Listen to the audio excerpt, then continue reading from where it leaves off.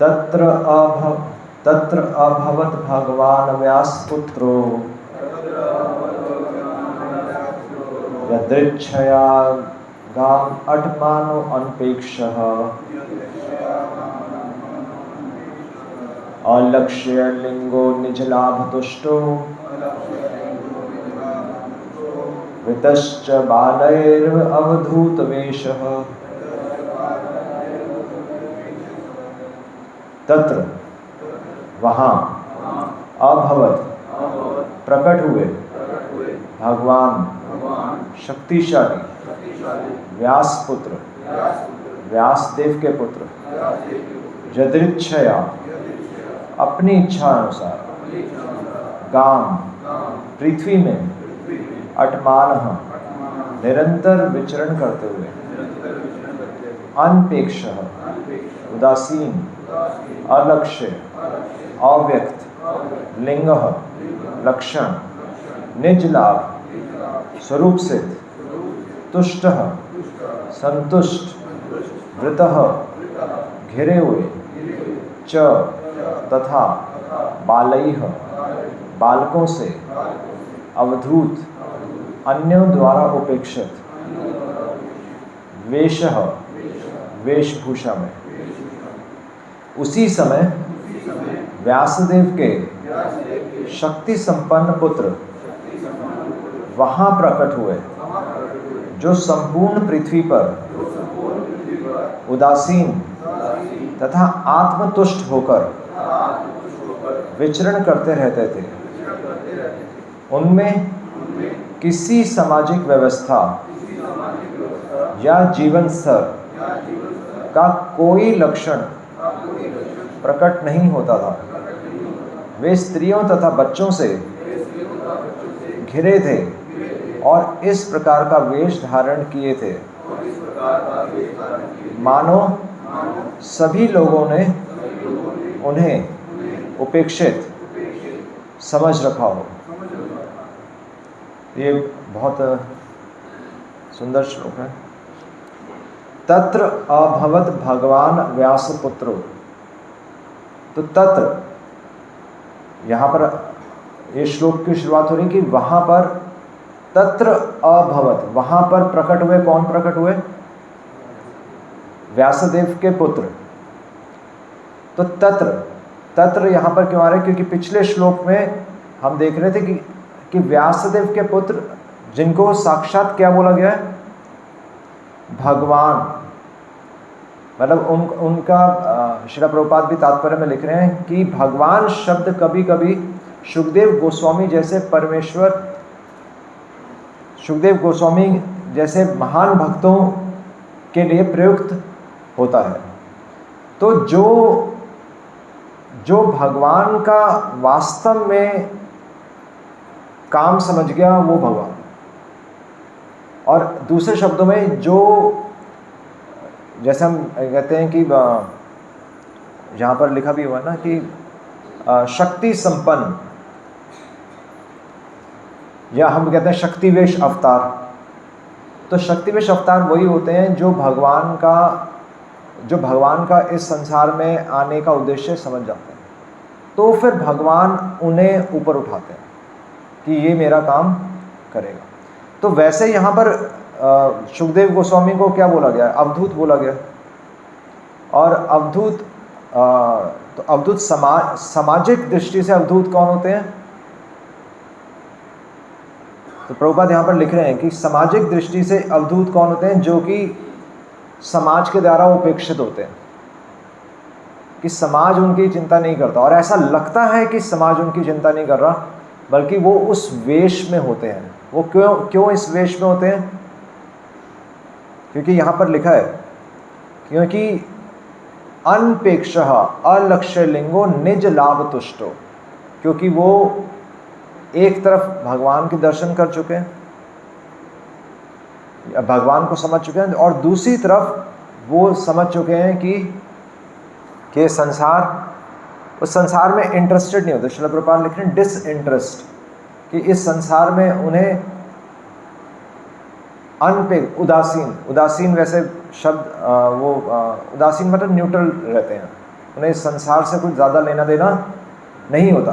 तो हालांकि वो अवधूत वेश में होते हैं, वो इस संसार में एक मूक व्यक्ति की तरह, एक पागल व्यक्ति की तरह घूमते हैं, अपने वेशभूषा की बिना चिंता किए। बल्कि शुकदेव गोस्वामी तो युवावस्था में थे जन्म से ही, और फिर भी वो नग्न घूमते थे और लोग उन पे पत्थर फेंकते थे सामाजिक दृष्टि से। पर बिल्कुल सही समय पर वो प्रकट हो गए। वैसे घूमते रहे, पूरी पृथ्वी पर घूम रहे हैं, पर जब उनकी जरूरत थी तब वो प्रकट हुए। और कहाँ प्रकट हुए? तत्र अभवत। कहाँ प्रकट हुए? कहाँ प्रकट हुए? नैमिषारण्य। नैमिषारण्य बोल सकते हैं, गंगा के तट पे बोल सकते हैं, पर कहाँ प्रकट हुए? हृदय में प्रकट हुए। ठीक है, ये भी एक उत्तर है। कहाँ प्रकट हुए? पिछले श्लोक से देखना पड़ेगा। जब परीक्षित महाराज ने सही प्रश्न पूछा तब शुकदेव गोस्वामी प्रकट हुए। क्या प्रश्न था पिछले श्लोक में? दो प्रश्न थे कि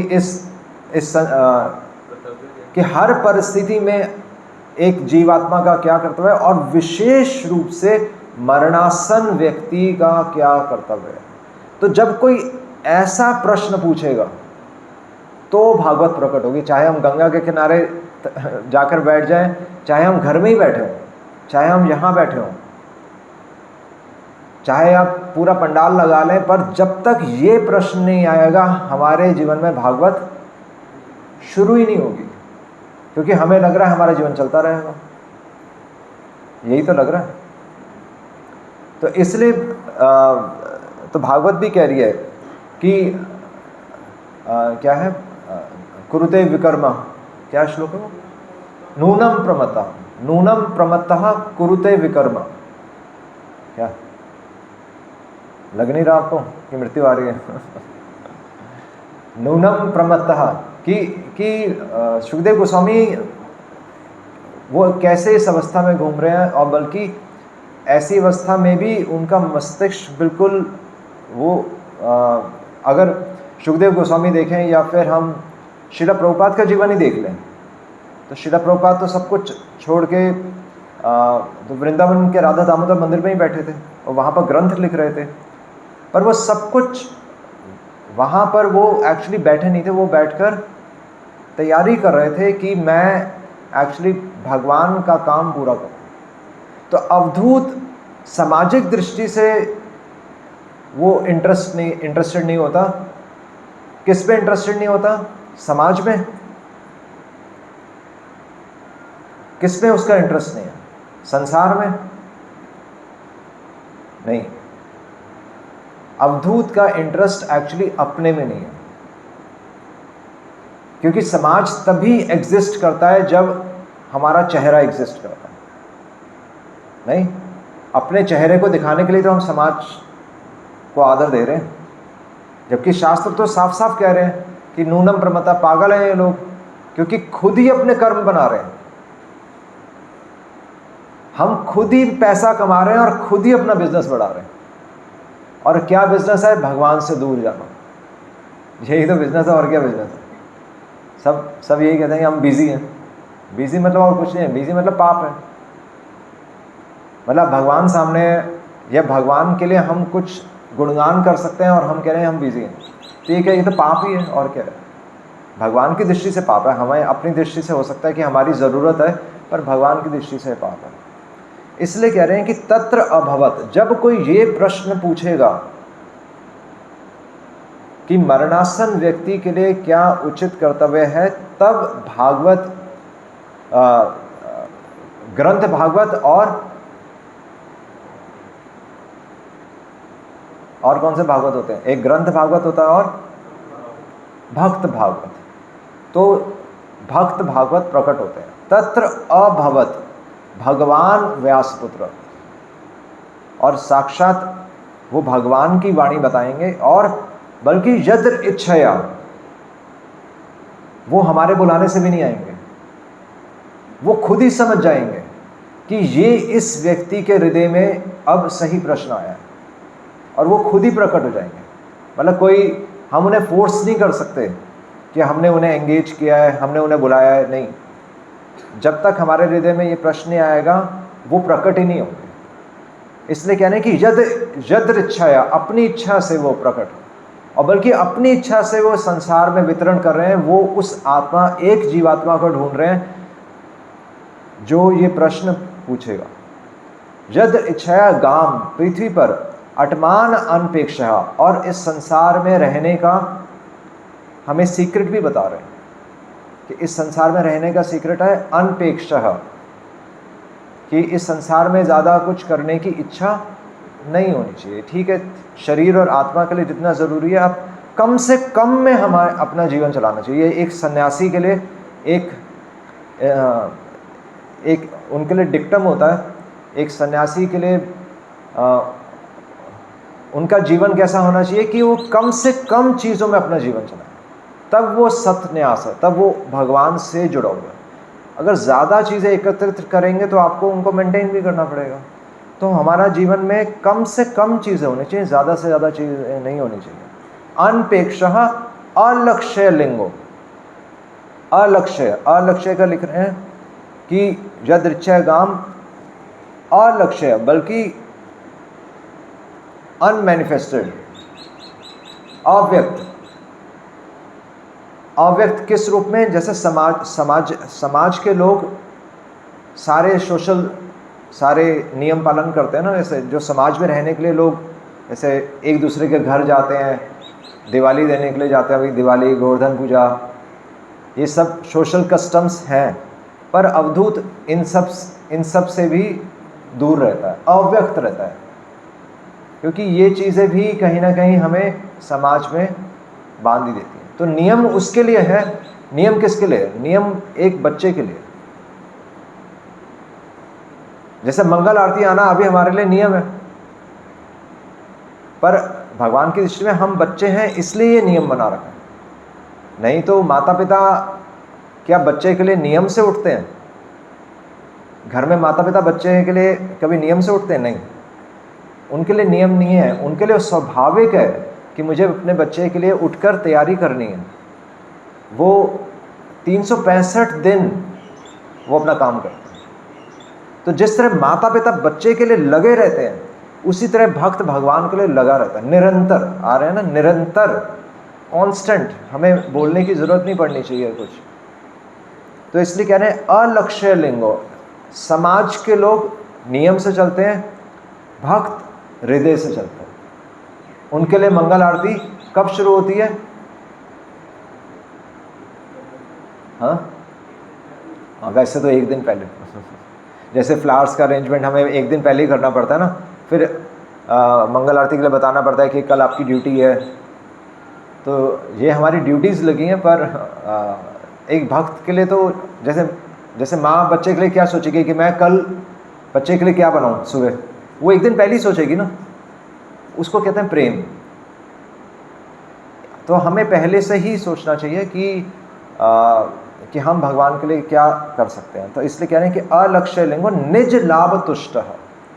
और एक साधारण व्यक्ति का इस संसार में लाभ क्या है? धन, पूजा, लाभ, प्रतिष्ठा। पर एक भक्त का लाभ क्या है? निज लाभ तुष्ट। एक भक्त का लाभ है कि वो भगवान का वास्तविक दर्शन कर चुका है। भगवान के दर्शन करने का क्या अर्थ है?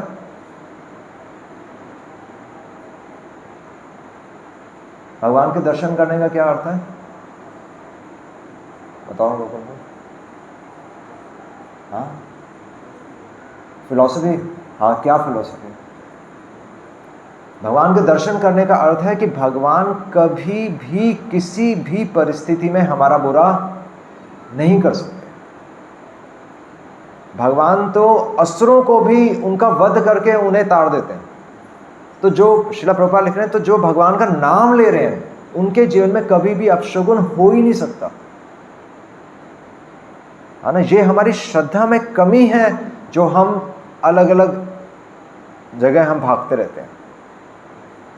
और ये समझ के एक्चुअली अवधूत ने ये समझ लिया, इसलिए वो समझ रहे हैं कि भगवान तो हमारा कल्याण कर ही रहे हैं, हमें केवल उनकी बात सुननी है। इसलिए वो ज़्यादा इस संसार में प्रयास नहीं करते। पर इसका मतलब ये नहीं कि वो सोते रहते हैं, वो हमेशा रेडी रहते हैं कि कब एक मेरे को जीवात्मा मिले और मैं उसको भागवत सुनाऊं, है ना। इसलिए कह रहे हैं कि निज लाभ तुष्टो, एक भक्त का लाभ यही है कि कब भागवत प्रकट हो। और वो संतुष्ट है, किस चीज़ से संतुष्ट है? वो